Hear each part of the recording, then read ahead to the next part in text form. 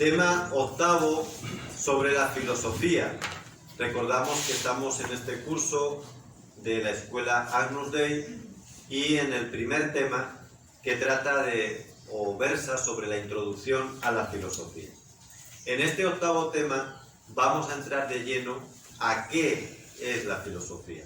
Aunque ya hemos hecho mención de ello en otros temas, lo vamos a hacer ahora de manera más específica. La voz castellana filosofía procede de la latina, que suena igual, aunque se escribe de otra manera, que a su vez viene o procede del griego también filosofía, escrito con grafismo griego. ¿Y qué es lo que significa esta palabra? Bueno, está compuesta de dos términos. En primer lugar, filos filo viene de amar, es un verbo que significa amar. Y sofía es sabiduría.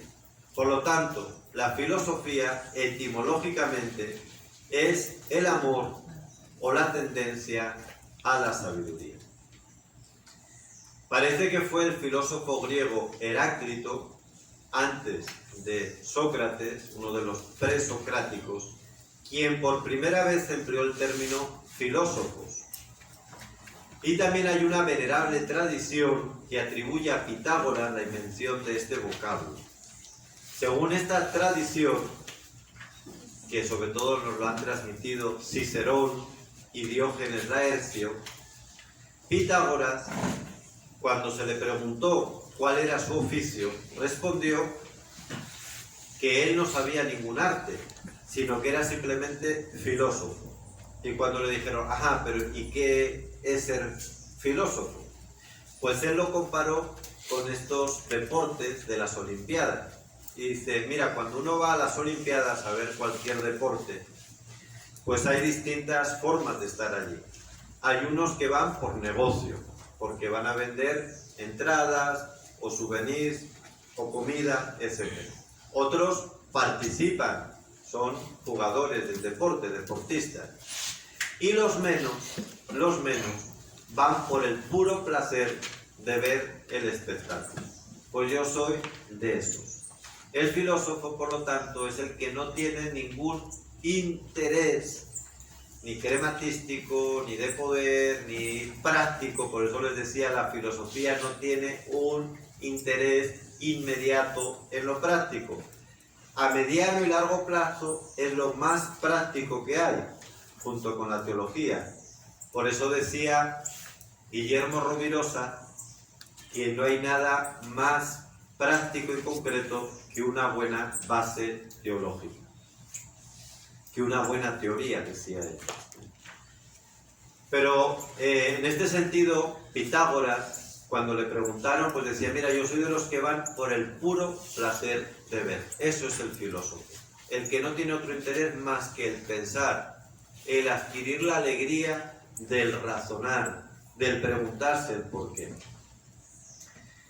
Hay otro, dentro de los diálogos que escribe Platón, hay uno muy famoso que es el Banquete, donde explica, teniendo a Sócrates como referencia, saben que Sócrates fue el maestro de Platón, pero Sócrates, el gran filósofo, no escribió nada, por lo menos no tenemos nada escrito de él, por él, pero sí sobre él, que son sobre todo los diálogos de Platón.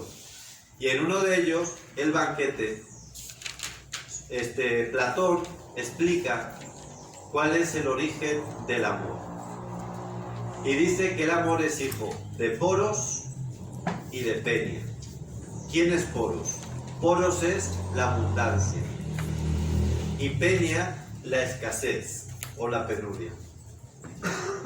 Y el fruto de ambos es el amor. El amor, por lo tanto, tiene por una parte el deseo de abundancia, pero parte de que no la tiene carencia, porque si ya la tuviese no lo desearía. Y si todo fuese penuria, pues tampoco estaría, digamos, inane, estaría prácticamente muerto. Bueno, pues si eso es el amor, aplíquenlo a la filosofía, es decir, al amor de la sabiduría. La filosofía es el tener deseo, apetencia del saber, porque tenemos conciencia de que no lo tenemos completo. La sabiduría completa solo la tiene Dios y los que ya tienen la visión beatífica, que se llama, es decir, los que ven y conocen las cosas en Dios porque ya están con Él de manera definitiva en lo que llamamos el cielo. Eso es la sabiduría plena, completa. Pero aquí en nuestra condición de peregrinos, humanos, que caminan en este mundo, nosotros no tenemos la sabiduría completa. Aspiramos a ella, conscientes de nuestra penuria, de nuestra escasez, de nuestra necesidad. Por eso Sócrates es famoso sobre todo por aquella frase: solo sé que no sé nada. Esa sí que la conocemos todos, ¿verdad? Esto es lo que se llama la modestia socrática y es base de la sabiduría, porque el que cree, como el tonto universitario de hoy, que le han hecho creer que sabe, ya no busca, porque como yo sé, ¿quién me va a enseñar a mí? Esto es lo que te dicen los universitarios hoy, cuando tú le dices, no, yo ya sé, pero yo ya sé. No, sí, yo sé. ¿Qué vas a saber si no sabes nada? No sabes nada. El problema es que crees que sabes de todo. Este es el problema, que crees que sabes, pero realmente no sabes. Como yo, tampoco sé.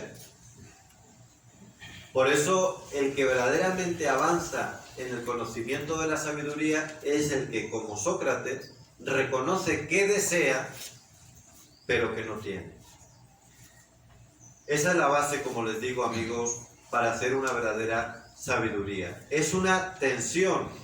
La sabiduría es tensión, más que posesión o que verdadero logro.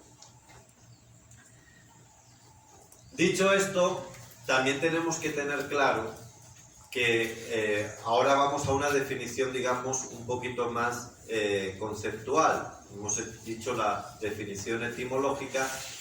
Y si vamos a una definición más conceptual, ahí veremos que las distintas escuelas de filosofía no coinciden en una sola o en una misma definición. Porque ya les anticipo que hay distintas maneras de hacer filosofía. Hay distintas maneras de preguntarnos y de acceder a la naturaleza de las cosas, a sus causas últimas y a sus fines. Que esto es la definición que nosotros tenemos de filosofía, la que vamos a utilizar aquí en este curso. Para nosotros la filosofía es la búsqueda de la verdad, de las cosas, de toda la realidad. Cuando digo cosas me refiero a todo lo que existe, a lo que existe fuera de mí, a lo que existe dentro de mí y a lo que existe sobre mí, que es Dios. La realidad divina, la realidad del mundo, de la naturaleza y mi propia realidad. Pero esa verdad, además, desde sus últimas causas, porque podría buscar la verdad por el fenómeno, es decir, por lo que aparece, y ahí serían las ciencias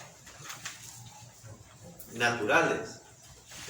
Ahí estaría la medicina, pues ahí estaría la biología, etc. Voy observando lo que ocurre de manera experimental. Pero cuando analizo las causas últimas, lo que llamamos el ser profundo, ahí estamos haciendo filosofía. ¿Ven la diferencia?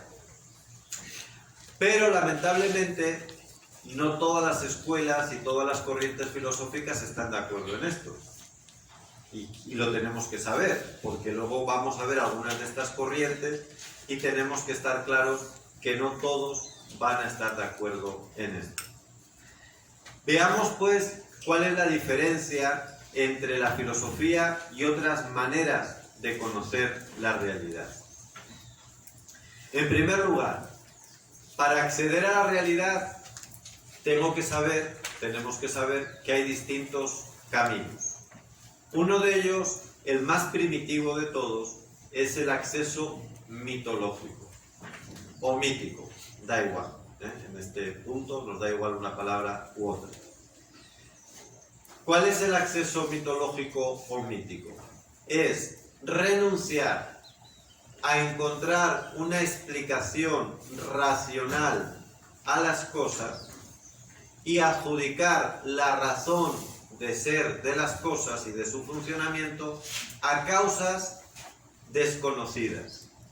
Y en cuanto desconocidas, mitificadas, normalmente hasta divinizadas. Voy a poner algún ejemplo. Vemos que llueve y la lluvia es muy poderosa.